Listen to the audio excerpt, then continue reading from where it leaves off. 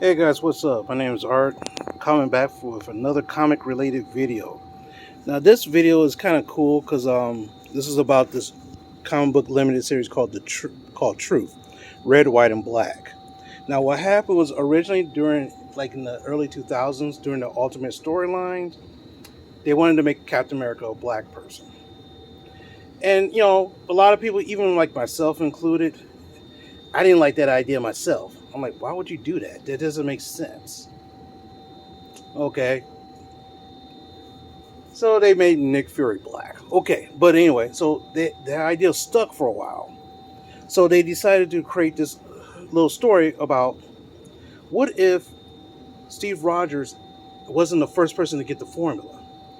What if he got the refined and a more experienced formula and not an experimental one? So they took the incident like the Tuskegee experiments and wrapped it into a story like this, or a group of black men was got the super soldier formula that Captain America got. So what happened, this is the story, and then going into World War II, early in the war. And it's kind of weird. It's like, at first it says one of six, part one of six. And it keeps going, part two, part three, part four. And they actually go, and the funny thing is, there was a rumor that in one of Hitler's books or something, like he was talking about the Afrikaners, or like fierce warriors. So I think they also took a part of that and did a story as well. See, this is 4 of 6, 4 of 7. Now all of a sudden they say 4 of 7. They added an extra story because they couldn't finish it. But it's kind of funny because, like, if you notice, this is kind of not. Of course, it's not the drawing is not that cartoony, but it's a very interesting story. And then what happened was, at the end of the story, this is part 7 of 7.